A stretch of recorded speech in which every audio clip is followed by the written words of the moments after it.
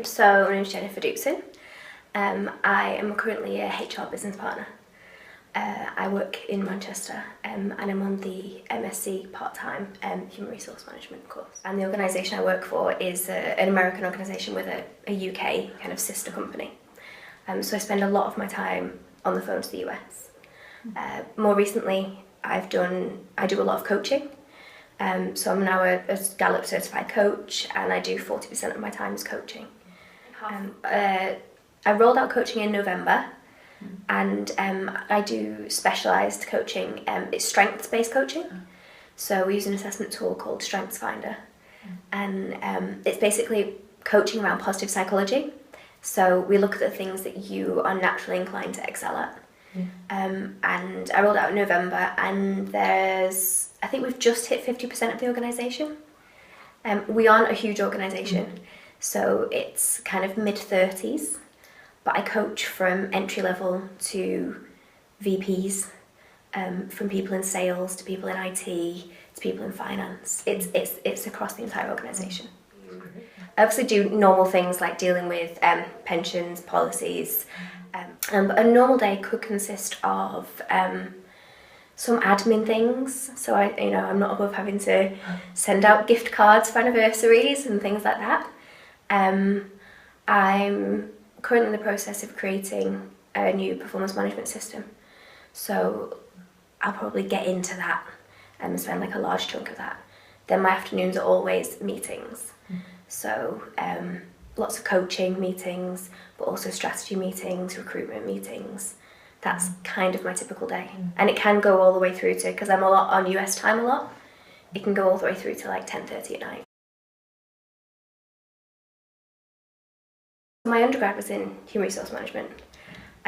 From almost as long as I could remember, I was interested in psychology, sociology, and when it came to choosing what undergrad to do, I was concerned that I wanted to do those things, but I wasn't sure how they would translate into a real job.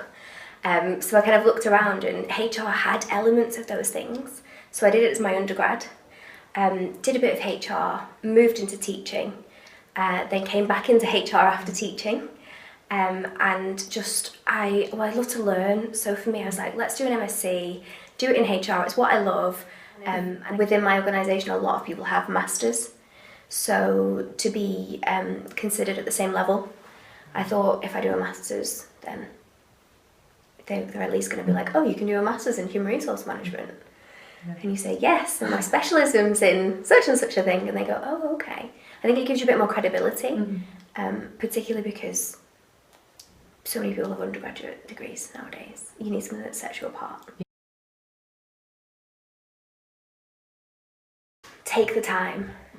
Like, really take the time to focus on, and don't underestimate how long things take. Do your research, draft, redraft, and draft again.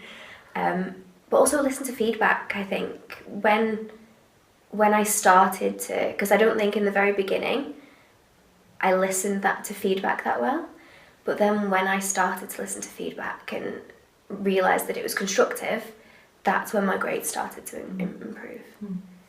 And be social as well.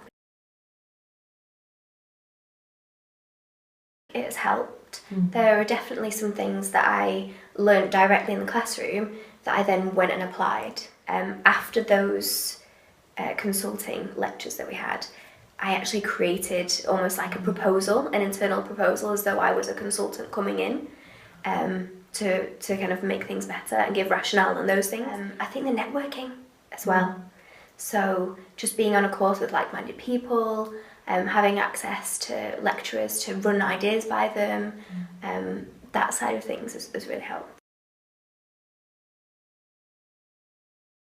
So I remember early on in my career, straight after my undergrad, I went into HR, and that was a kind of a reality check. Because it wasn't what I expected, but I guess it was what traditional HR was. So it was lots of paperwork, lots of filing, lots of those kinds of repetitive tasks. And I just didn't feel like I was getting anywhere. I think that this job is everything that I wanted it to be, but probably not what they thought that HR would be. And I think there's so much out there in HR that people don't realise, that when you start to bring it to the table and you say, hey, my focus is on increasing the bottom line, and this is how I'm going to do it. This is the value I add to the organisation. For my team, it's numbers, data, proof. So a lot of things I will, so as an example, I rolled out a new initiative and said, listen, it's going to increase productivity by X amount. And we hire all our people are classed as consultants. So it's an hourly rate. And I'll say, it's this amount of hours will be increased by this amount in like real hour in effort, which equates to this amount in monetary. So this is how HR adds value. You should know what your strengths are and know what you're bringing to the table. And if they want you, then they're gonna adapt to you. And if you say, hey, listen, I'm not old school HR, as in, you know, I think that there is this stereotype, which HR has, which is a group of women that sit around drinking tea and gossip. I think that when I went into the organisation that I'm in, I was very hard and straight about what my type of HR was. And it's much more strategy and bigger picture. I think if you sell it like that, then that's when you get that respect from people. It really can open doors to lots of things. Like, I don't know of any other role that has that amount of access to the entire organisation. So if you're interested in people and you get a bit fidgety and, you know, if you like variety, then HR's is perfect. And even if, like, so for me, because it was psychology and sociology, I was like, let's do HR. But if you like employee engagement, or if you like numbers, or if you like data, if you like metrics, if you like recruitment, it's all HR. I think you'd be hard pressed to find a job that you couldn't do in HR that would suit almost everyone.